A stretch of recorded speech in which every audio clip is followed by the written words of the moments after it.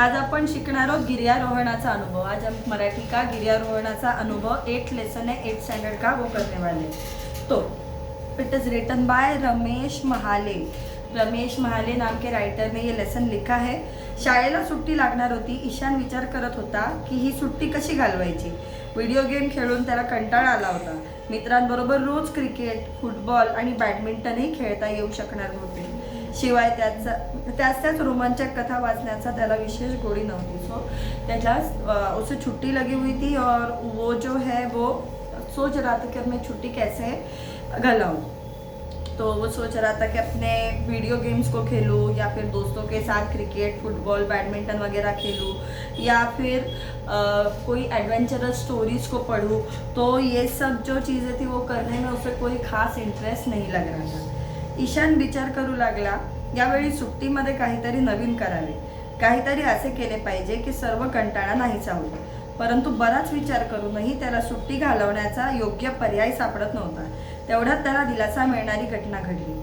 त्याला उत्तर काशीच्या गिर्यारोहण संस्थेकडून आपल्या कॉम्प्युटरवर एक ईमेल प्राप्त झाला। तोच ईशानच्या मित्रांनाही पाठवण्यात आला होता। गिर्यारोहण संस्थेने त्यांना आपल्या एका मोहिमेमध्ये सहभागी होण्याचे निमंत्रण पाठवले होते। सो ईशान जब ये सोच ही रहा था कि वो अपने छुट्टी के साथ क्या करेगा, तब क्या हो गया कि उसके कंप्यूटर के ऊपर एक ईमेल आया जिसमें उसे एक संस्था ने उत्तर काशी के एक संस्था ने गिर्यारोहण करने के लिए, माउंटेनियरिंग करने के लिए उनको इन्विटेशन भेजा था, उसे और उसके दोस्तों के ग्रुप को। वास्तविक ईशानला गिर्यारोहणाचा विशेष छंद होता। गिर्यारोहण आता त्याचा छंद राहिला नव्हता, तर त्याला वेळ लागले होते। त्याने आपल्या शहरातील एका प्रसिद्ध गिर्यारोहण संस्थेत आधीच प्रवेश घेतला होता आणि उत्कृष्ट प्रशिक्षणातून त्याला गिर्यारोहणातील बऱ्याच बारीक-सारीक गोष्टी समजल्या होत्या। त्याचे अनेक मित्रही याच संस्थेत गिर्यारोहण शिकत होते आणि त्यांनी ईशान बरोबर पहाडावर अनेक प्रशिक्षण कार्यक्रमात भाग घेतला होता। तो जो ईशान था उसे माउंटेनियरिंग में बहुत ज़्यादा इंटरेस्ट था और इसके लिए उसने अपने सिटी के अंदर होने वाले एक बहुत ही फेमस माउंटेनियरिंग इंस्टीट्यूट में एडमिशन भी लिया था और वहाँ से उसने ट्रेनिंग भी ली थी। और ये ट्रेनिंग की वजह से उसे बहुत सारी डिटेल्स पता थी कि जिसमें उसे माउंटेनियरिंग करने का जो है वो क्या करना चाहिए, कैसे करना चाहिए, इस सब का इन्फो था। त्याचे अनेक मित्रही याच संस्थेत गिर्यारोहण शिकत होते। तो उसके दोस्त भी यहाँ पे सीख रहे थे और वो ईशान के साथ बहुत बार पहाड़ों पे जा चुके थे।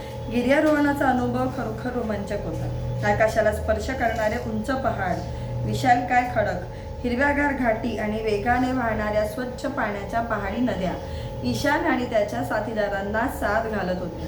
त्यांनी जेव्हा संधी मिळेल तेव्हा ते आवश्यक उपकरणे आणि सामानाची बॅग घेऊन गिर्यारोहण करायला जात असत। तो गिर्यारोहण का जो मतलब माउंटेनियरिंग का जो भी एक्सपीरियंस होता है ना, वो बहुत ज़्यादा एडवेंचरस होता है। और वहाँ पे क्या क्या होते हैं, वहाँ पे आकाशाला स्पर्श करणारे, तो आसमान को छूने वाले बड़े बड़े पहाड़ होते हैं। विशालकाय खड़क मतलब बड़े बड़े रॉक्स होते हैं। हिरव्यागार घाटी यानी ग्रीन वैलीज होते हैं और वेगाने वाहणाऱ्या स्वच्छ पाण्याच्या पहाड़ी नद्या यानी स्पीड से बहने वाली पानी की जो नदी है वो भी होती है। उत्तर काशीच्या गिर्यारोहण जब भी उसे टाइम मिलता था तो अपने दोस्तों के साथ सामान उठाकर माउंटेनियरिंग करने के लिए जाता था। उत्तर काशीच्या गिर्यारोहण संस्थेचा संदेश वाचल्यावर ईशान फारच खुश झाला। त्याने लगेच या निमंत्रणाची माहिती आपले मित्र धैर्य, प्रशांत, अमन आणि सक्षम यांना दिली। सर्वच मित्र फार खुश झाले। ते जणू सुट्टीत पहाडावर जाण्याची वाटच पाहत होते। शाळेला सुट्टी लागण्यापूर्वी त्यांनी पहाड़ावर जाण्याची तैयारी शुरू केली होती। तो उत्तर काशी का ये जो संदेश आया वो उसने तुरंत अपने दोस्तों के साथ शेयर किया। तो कौन कौन थे? धैर्य, प्रशांत, अमन और सक्षम। इन सब दोस्तों के साथ उसने अपना जो एक्सपीरियंस है वो शेयर किया। उसने बताया कि अब हमें इन्विटेशन आया है और फिर ते जणू सुट्टीत पहाड़ावर जाण्याची। तो वो भी ऐसे दोस्त थे उसके कि वो वेट कर रहे थे कब ऐसा कोई माउंटेनियरिंग का चांस आए और वो जो है वो छुट्टी लगने के पहले से ही कोशिश कर रहे थे कि हमें जाने की प्रिपरेशन करके बैठे थे कि माउंटेनियरिंग का जब भी चांस आएगा तब तक वो माउंटेनियरिंग करने के लिए जाएंगे। शाळेला सुट्टी लागल्याबरोबर सर्व मित्र टॅक्सीने ऋषिकेशहून उत्तर काशीला पोहोचले। वाटेत उंच उंच पहाड़ पाहून ते फार रोमांचित झाले होते। तो जैसे उनकी स्कूल की छुट्टी लग गई तो वो सब दोस्त उन्होंने टैक्सी की और कहाँ से ऋषिकेश से वो उत्तरकाशी पहुँच गए। और वाटेत उंच उंच, तो ये सब रोड जो है वहाँ रास्ते में बड़े बड़े पहाड़ लगते हैं। गिर्यारोहण संस्थेच्या आपल्या साथीदारांना भेटल्यावर ईशान आणि त्याचे मित्र खूप उत्साहित झाले होते। सर्व मित्रांनी मिळून माउंटेनियरिंगच्या सहाय्याने उत्तरकाशीहून गंगोत्रीला जाण्याचा निश्चय केला। तो जब वो अपने फ्रेंड्स से मिला जो माउंटेनियरिंग करते, तो वो बहुत ज़्यादा खुश हो गया, बहुत ज़्यादा एक्साइटेड हो गया। और सर्व मित्रांना मिलून माउंटेनियरिंगच्या सहाय्याने, तो उनके सब दोस्तों ने माउंटेनियरिंग करके कहाँ से उत्तरकाशी से गंगोत्री जाने का डिसीजन लिया था। गिर्यारोहण सुरू झाले। उंच पहाडावर गिर्यारोहण करणे काही सोपे काम नव्हते। अनेक तासांच्या कठीण आणि थकवणाऱ्या चढाईनंतर शेवटी ते गंगोत्रीला पोहोचले। ईशान आणि त्याचे साथीदार गंगोत्रीला पोहोचल्यामुळे फार उत्साहित झाले होते आणि ते आपला सर्व थकवा विसरून गेले होते। परंतु गंगोत्रीला पोहोचल्यानंतर त्यांनी जे पाहिले ते काळजाला घर पाडणारे दृश्य होते। पहाडामधून आलेले ढग अकस्मात फुटले आणि गंगोत्रीवर भीषण हाहाकार माजला होता। पाण्याच्या धोकादायक प्रवाहामुळे मंदिर परिसरच नव्हे तर दुकाने, हॉटेल्स आणि धर्मशाळा उद्ध्वस्त करून टाकल्या होत्या। बरीच घरे आणि गेस्ट हाऊस नदीच्या वेगवान प्रवाहाबरोबर वाहून गेले होते। या भीषण तांडवामध्ये बरेच लोक मृत्युमुखी पडले होते, नदीचे रौद्र रूप धारण केले होते। तो गिर्यारोहण माउंटेनियरिंग शुरू होने के बाद बड़े बड़े पहाड़, उंच पहाड़ावर गिर्यारोहण करने काही सोपे काम नव्हते। तो बड़े बड़े पहाड़ों पे माउंटेनियरिंग करना कोई आसान काम नहीं था। बहुत सारे घंटों का बहुत मेहनत करने के बाद वो गंगोत्री पहुंच गए। ईशान आणि त्याचे साथीदार गंगोत्रीला पोहोचल्यामुळे फार उत्साहित झाले। तो सब लोग गंगोत्री पहुंचने के बाद तो बहुत एक्साइटेड हो गए, लेकिन जैसे ही वो गंगोत्री पहुंचे वहाँ पे उन्होंने क्या देखा, वहाँ पे उन्होंने नेचर का रौद्र रूप देखा। उन्होंने देखा जो बादल गंगोत्री पर छाए थे वो अचानक से फूट गए और वहाँ पे बहुत सारा पानी बहने लग गया और उस पानी में मंदिर परिसर, दुकान, होटल, धर्मशाला सब कुछ डिस्ट्रॉय कर दिया और बरीच घरे, गेस्ट हाउस नदीच्या वेगवान प्रवाह, नदी इतनी ज़ोर से बह रही थी कि बहुत से घर और बहुत से होटल्स जो थे वो सब, गेस्ट हाउस जो थे वो सब उस नदी के फ्लो के साथ जो थे वो बह गए थे। या भीषण तांडवामध्ये तो ये जो भीषण तांडव चल रहा था नदी का, उसमें बहुत से लोग मर चुके थे। नदीने रौद्र रूप धारण केले होते। या तांडवात आपल्या आप्तेष्टांना गमावल्यामुळे लोक स्पुंदून रडत होते। अब ये सब होने के बाद अपने रिलेटिव्स को गंवाने की वजह से कुछ लोग थे जो रो रहे थे। भूस्खलन, स्पुंदून रोने यानी हुंदके देत रोने, यानी ऐसे रुक के रोना। भूस्खलन झाल्यामुळे ठिकठिकाणी अनेक तीर्थयात्री अडकले होते। ते बिचारे चारधाम यात्रा करायला निघाले होते, परंतु येथे त्यांना सर्वस्व गमवावे लागले होते। तो ये जो भी हुआ था उसकी वजह से क्या हो गया, बहुत से तीर्थयात्री जो थे वो रुके हुए थे और जो उनके पास सामान था वो सब तो पानी के बहाव में चला गया था। ईशान आणि त्याच्या साथीदारांनी पहाडावर हे सर्व पाहिले तेव्हा त्यांच्या अंगावर काटे आले आणि गिर्यारोहणाचा सर्व उत्साह नाहीसा झाला। ईशान आणि त्याचे साथीदार ही परिस्थिती मूकपणे पाहू शकत नव्हते। तो जब उन्होंने ये सारा सिचुएशन देखा तो उनके रोंगटे खड़े हो गए और उन्होंने सोचा कि हम ऐसे चीज़ में सिर्फ देखते हुए शांति से बैठ तो नहीं सकते। अचानक तेथे भुकेने व्याकुळ झालेल्या एका मुलाने आपल्या वडिलांकडे बिस्किटाची मागणी केली। ईशानने पाहिले। वडिलांनी जेव्हा दुकानदाराला बिस्किट पुड्याची किंमत विचारली तेव्हा तो म्हणाला बिस्किटाचा एक पुडा 100 रुपयांना मिळेल आणि पाण्याची बाटली 200 रुपयांना। तो वहाँ पे क्या हो गया, अचानक उनके नज़र में एक छोटा बच्चा आया जो अपने पापा को खाने के लिए कुछ मांग रहा था। तो जब खाने के लिए उसने कुछ मांगा तो क्या हो गया, उन्होंने उसके पापा ने दुकान में जाके बिस्किट का एक पैक मांगा तो उसने बोला एक बिस्किट के पैक की कीमत 100 है और पानी के बाटे की कीमत 200 रुपये बताई। दुसरा एक हॉटेल मालक जेवणाच्या थाळीची किंमत 2000 रुपये वसूल करत होता। दुकानदाराची ही मनमानी पाहून ईशान आणि त्याचे साथीदार हैराण झाले होते। ते विरोध करत दुकानदाराला म्हणाले, काका ही तर सरळ लूटमार आहे। 5 रुपयात मिळणाऱ्या बिस्किट पुड्याची किंमत 100 रुपये आणि 15 रुपयाच्या पाण्याच्या बाटलीची किंमत 200 रुपये कशी काय असू शकते। तो दूसरा होटल मालक जो होता उन्होंने क्या देखा, एक और होटल मालक जो था वो क्या कर रहा था, एक थाली की कीमत जो थी वो बहुत सारी ले रहा था। 2000 रुपये में वो एक थाली दे रहा था और त्याचे साथीदार हैरान झाले और तो जाके दुकानदार से लड़ाई करने लग गया कि ये सब गलत है अंकल, आपने ऐसा नहीं करना चाहिए। तो 5 रुपये में मिलने वाला बिस्किट का पुडा आप 100 रुपये में बेच रहे, ये गलत बात है। मुलांनो, मला आपले काम करा, येथे पहाडावर वस्तू याच भावाने मिळतात, ज्याला गरज वाटेल तो खरीदी करेल। तो दुकानदार जो है वो उसने उनको जवाब दे दिया, बच्चों तुम अपना काम करो और यहाँ जो पहाड़ है उसके ऊपर चीज़ें इतनी महंगी मिलती है, इसे चाहिए खरीदेगा, नहीं तो नहीं खरीदेगा। ऐसा उस दुकानदार ने उनको गुस्से में बोला। ईशान आणि त्याचे साथीदार गप्प बसले। त्यांनी अडचणीत सापडलेल्या यात्रेकरूंना मदत केली, जखमी यात्रेकरूंवर प्रथमोपचार केले, त्यांची मलमपट्टी केली आणि औषधे दिली।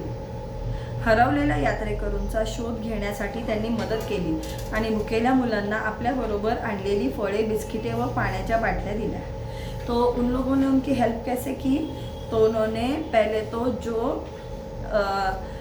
जो भी ट्रैवलर्स थे जो जख्मी हो गए थे, इंजर्ड हो गए थे, उनको फर्स्ट एड दिया, फिर उनको मलम पट्टी और वगैरह दवा दे दी। हरवलेल्या यात्रेकरूंचा शोध घेण्यासाठी त्यांनी मदत केली आणि भुकेल्या मुलांना, तो जो खो गए थे उन यात्रेकरों को उन्होंने क्या किया, उन्हें ढूंढने में उन्होंने मदद की और जो बच्चे भूखे थे उनको अपने साथ लाए हुए फल, बिस्किट और पानी की बाटली दी। संध्याकाळ झाली होती। ईशानला आता खूप भूक लागली होती, त्याच्या साथीदारांनाही भूक लागली होती।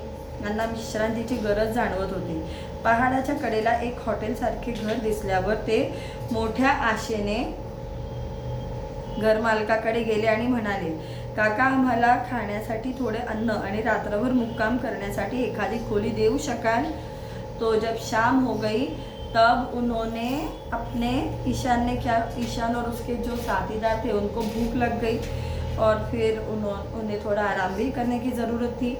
पहाड़ाच्या कडेला जो पहाड़ थे उसके एक साइड पे उन्होंने घर देखा और वो वहाँ जाके उस घर मालक था उनके पास जाके उन्होंने रिक्वेस्ट की कि अंकल प्लीज़ मुझे खाने के लिए थोड़ा खाना और रात भर रुकने के लिए थोड़ी जगह चाहिए हो, परंतु जेवणासाठी 10,000 आणि खोलीचे भाडे 15,000 रुपये द्यावे लागेल। दुकानदार काहीसा रुक्ष स्वरात म्हणाला। तो वो बोला ठीक है तुम रह लो खा लो, लेकिन रहने के तो तुम्हें 10,000 देने पड़ेंगे, खाने के 10,000 देने पड़ेंगे और रहने के 15,000 देने पड़ेंगे। ते ऐकून ईशान म्हणाला, परंतु काका जेवणाची ही किंमत आणि खोलीचे भाडे फार जास्त आहे। तो मुला जीव वाचवण्यासाठी ही किंमत तर काहीच नाही, जरा विचार कर, जर भूक लागल्यावर तुम्हाला जेवण मिळाले नाही आणि रात्रभर खुल्या आकाशाखाली झोपावे लागले तर तुमचे काय हाल होतील।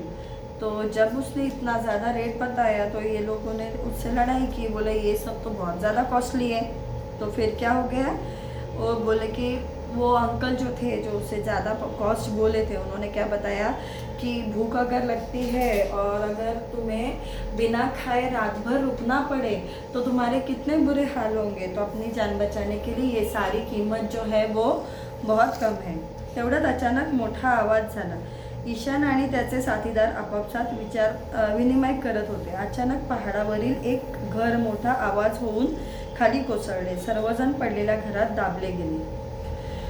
तो बीच में अचानक से क्या हो गया, बहुत ज़ोरों का आवाज़ हो गया। जो ईशान था उसके साथीदार आपस में बातें कर रहे थे। अचानक पहाड़ावरील क्या हो गया, अचानक से पहाड़ के ऊपर एक बड़ा सा घर था, वो नीचे कोलैप्स हो गया और उस घर के अंदर के सब जन उस घर के मलबे में दब गए। ईशान आणि त्याचे साथीदार सर्व काही विसरून कामाला लागले। घरात राहणारे लोक देवदारच्या झाडात अडकले होते. ईशानला अशा परिस्थितीत चांगला अनुभव होता. त्याने गिर्यारोहण संस्थेत पहाडावरून खाली पडलेल्या लोकांना बाहेर काढण्याचे खास प्रशिक्षण घेतले.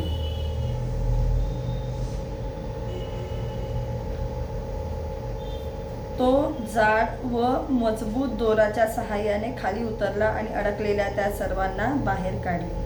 तो ईशान और उसके दोस्त जो थे वो सब कुछ अपना भूख भूख लगी थी, वो सब भूल के फिर से काम पे लग गए. और जो उस घर में कोलैप्स हुए घर में रह रहे थे वो सब देवदार के ट्री पे अटक गए थे. तो ईशान को तो इन सब चीज़ों का बाकायदा ट्रेनिंग था, इसलिए उसने क्या किया, उसने अपने उन लोगों को बाहर निकालने के लिए रोप का यूज किया और उसने उन सब लोगों को बाहेर निकाला. ईशान व त्याच्या साथीदारांना ती रात्र पहाडावर घालवावी लागली. त्यांनी आपल्याबरोबर नायलॉनचा तंबू आणला होता. त्या आधुनिक तंबूत त्यांची कोणतीही गैरसोय झाली नाही. पहाडावर झालेल्या या दुर्घटनेची माहिती सेनेला मिळाली होती आणि हवाई दलाच्या हेलिकॉप्टरने बचाव अभियान सुरू केले होते. तो ईशान और उसके साथीदार जो थे वो रात भर उसी पहाड़ पे रुके हुए थे और उन्होंने अपने साथ एक नायलॉन का तंबू लाया था. उसके अंदर वो रहने लग गए. पहाड़ावर झालेल्या त्या दुर्घटनेची माहिती तो जब तक ये जो कुछ भी हुआ था वो फौज तक पहुंच गई थी और उन्होंने एयरफोर्स का एक हेलिकॉप्टर भेजा था बचाव अभियान के लिए. तो सकाळ झाल्यावर ईशानने व त्याच्या मित्रांनी आसपासच्या जंगलातून लाकडे गोळा करून आणली व त्यांना आग लावली. त्यातून खूप धूर झाला. हा हवाई दलाच्या हेलिकॉप्टरसाठी एक संकेत होता. योगायोगाने एक हेलिकॉप्टर धूर पाहून खाली आले व पहाडाच्या वर घिरट्या घालू लागले. हवाई दलाच्या जवानांनी पहाडावर अडकलेल्या यात्रेकरूंना ईशान व त्याच्या साथीदारांना पाहिले. ईशान व त्याच्या साथीदारांनी यात्रेकरूंना हेलिकॉप्टरपर्यंत पोहोचवायला हवाई दलाच्या जवानांना मदत केली. तो जैसे ही सुबह हो गई, ईशान और उसके दोस्तों ने क्या किया, आसपास के जंगलों से लकड़ी लाई और बहुत सारा धुआं कर दिया. तो जब वो हेलीकॉप्टर आए और हेलीकॉप्टर आने के बाद उन्हें पता चला कि वहाँ पहाड़ पे धुआं दिखा, तो उन्होंने आकर उनको रेस्क्यू करने की कोशिश की. और फिर ईशान और उसके दोस्तों ने क्या किया, वहाँ पे जितने भी ट्रैवलर्स अटके हुए थे उन लोगों को उन्होंने एयरफोर्स के उन जवानों की मदद की उनको जमा करने के लिए.